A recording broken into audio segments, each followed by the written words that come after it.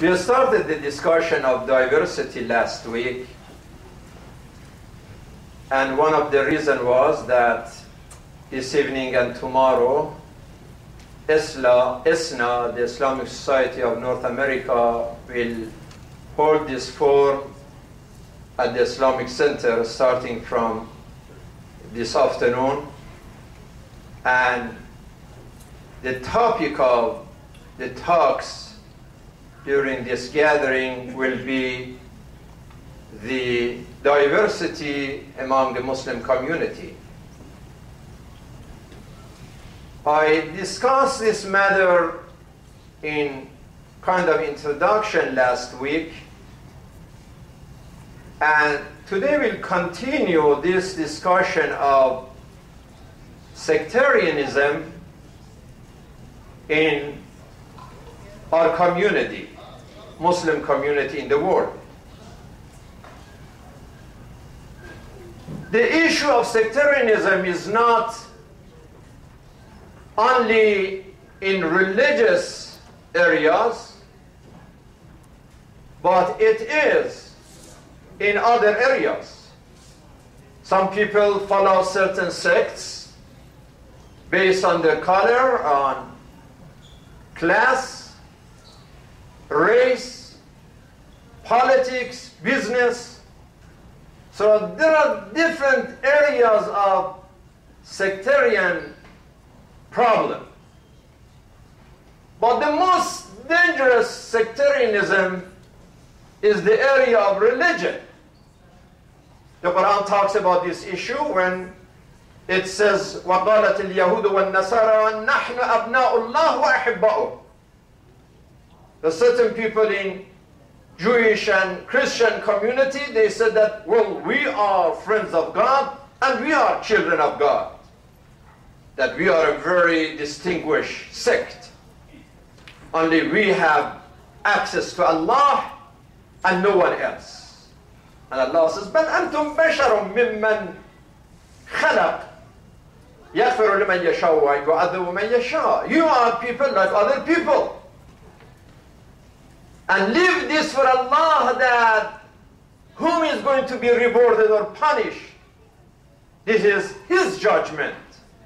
Don't make your sect like based on your own desires, distinguished from others.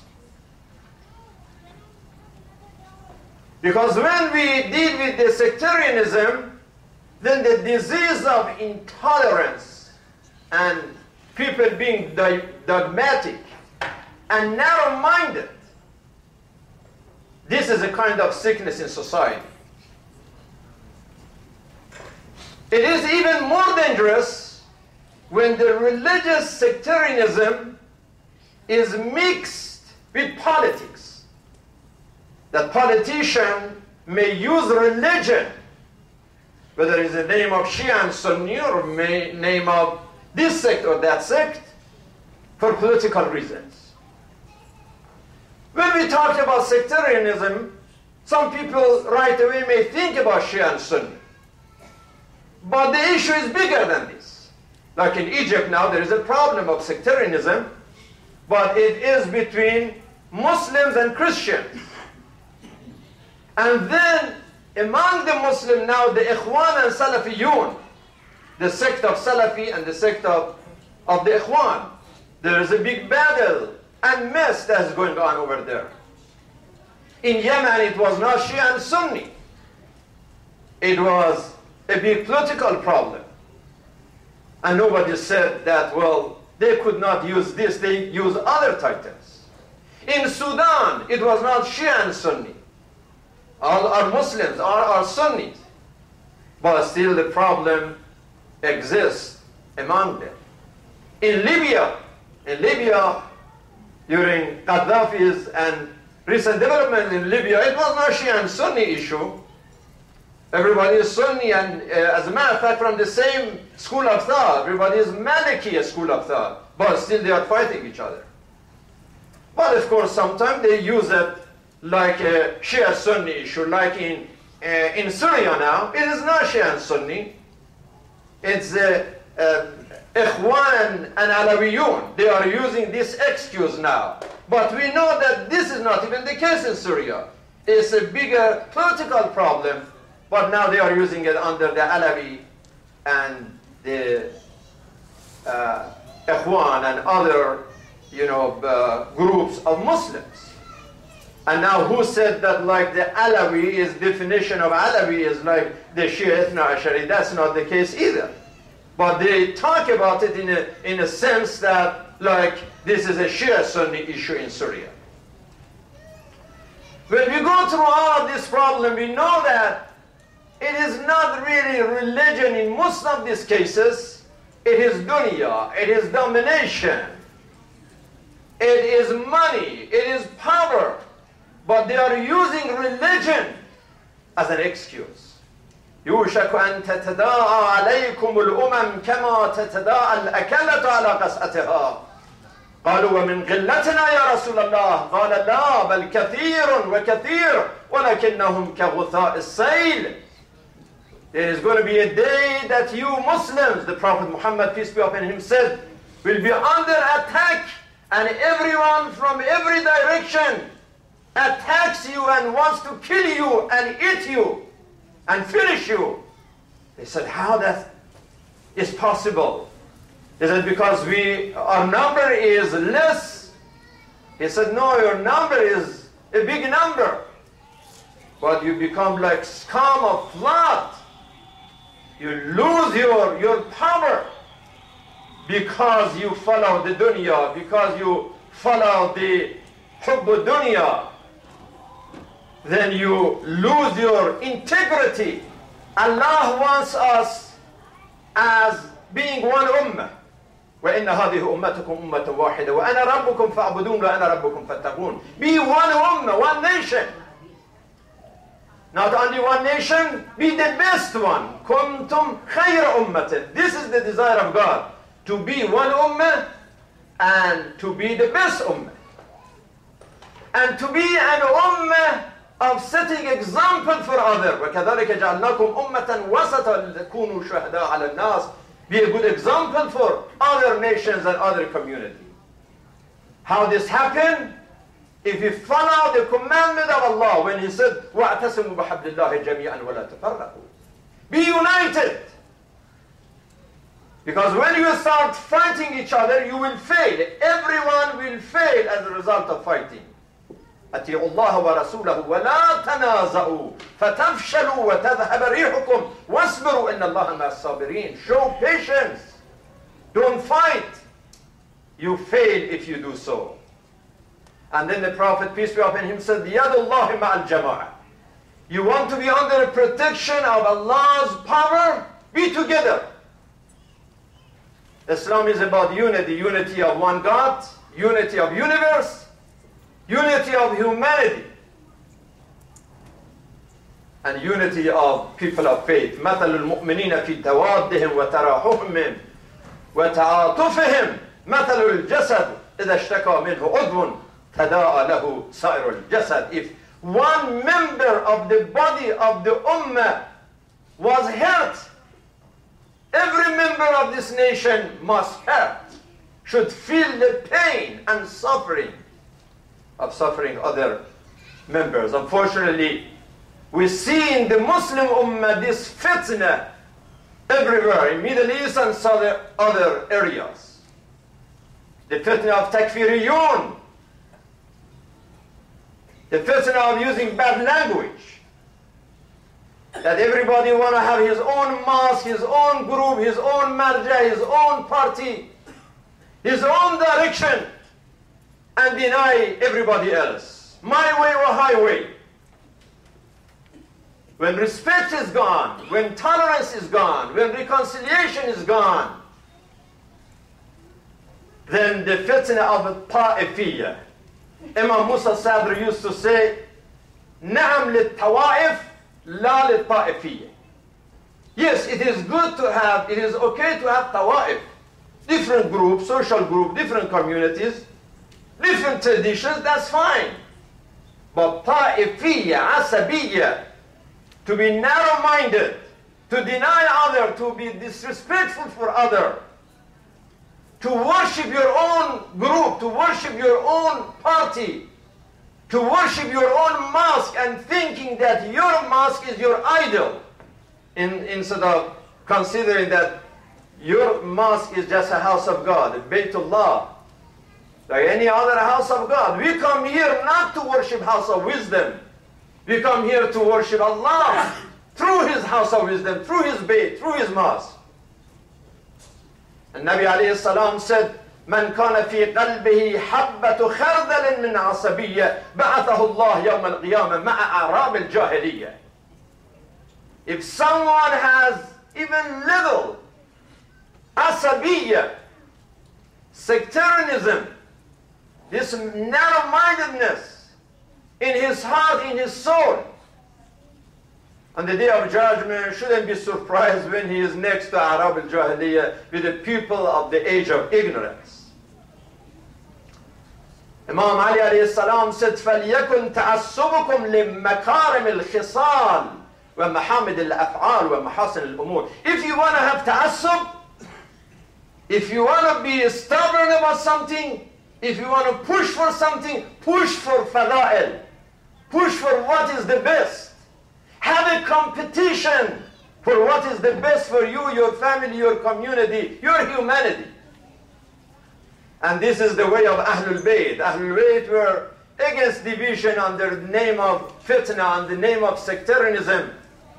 They were for unity, for love, for logic, for understanding, for openness, for brotherhood, for being one community. Imam Ali, in the last minutes of his life, he is worried about the unity of the community. He is saying, لا ألفينكم تأخذون دماء المسلمين خوضا تقولون قتل أمير المؤمنين ألا لا تقتلن بي إلا قاتلي انظروا إذا أنا مت من ضربته هذا فاضربوه ضربة بضربة ولا تمثلوا بالرجل.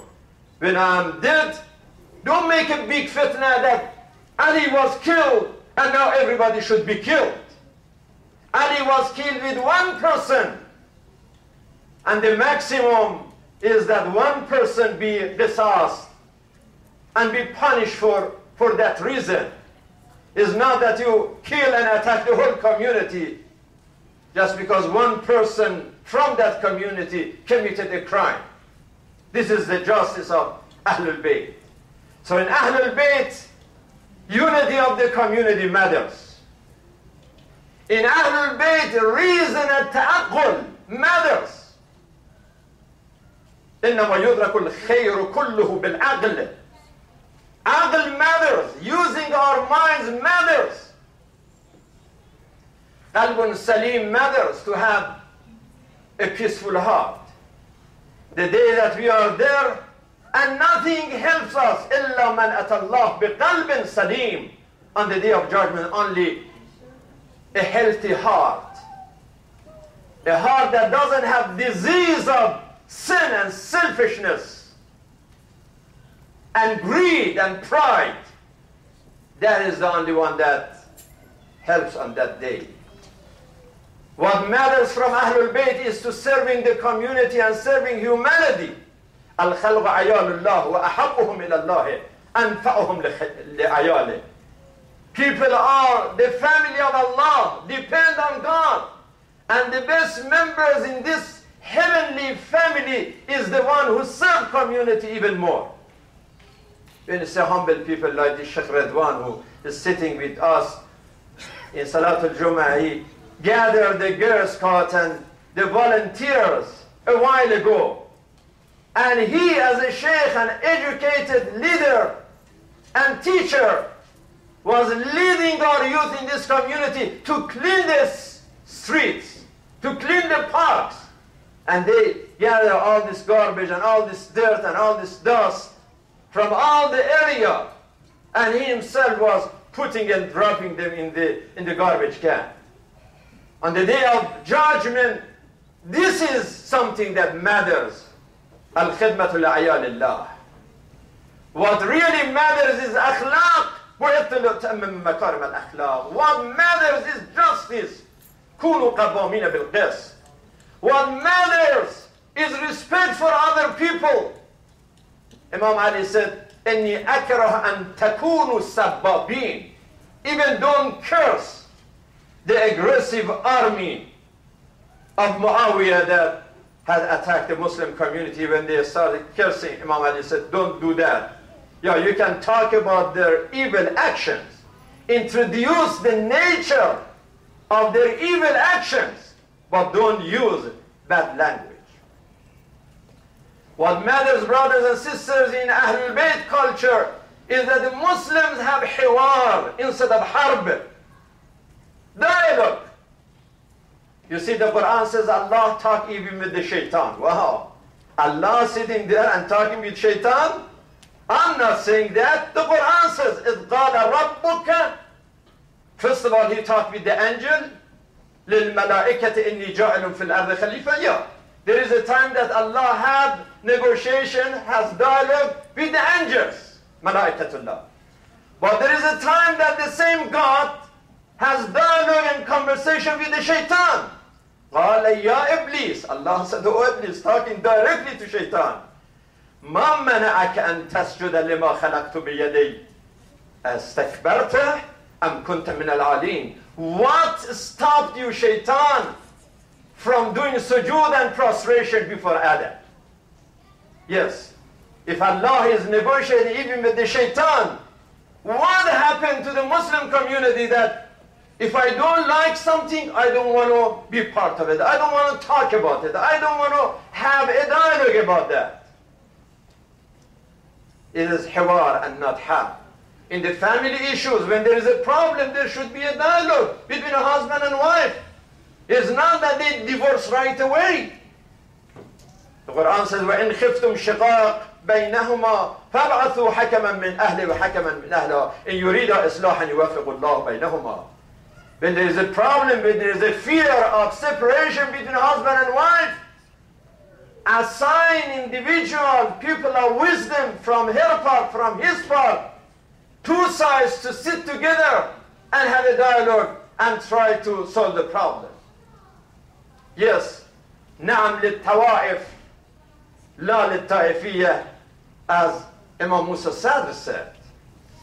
If this is the religion that recognizes diversity and approves the dialogue, then why not between, if there was a problem between Shia-Sunni, whether it's in Iraq or in Egypt, or whether it's in Bahrain or everywhere in the Muslim world or here in the United States. As far as we all believe in one God and one Prophet and one Quran and Day of Judgment, and we believe in the justice of God, we have different schools of thought. We all pray 7 rak'ats, right? Every day.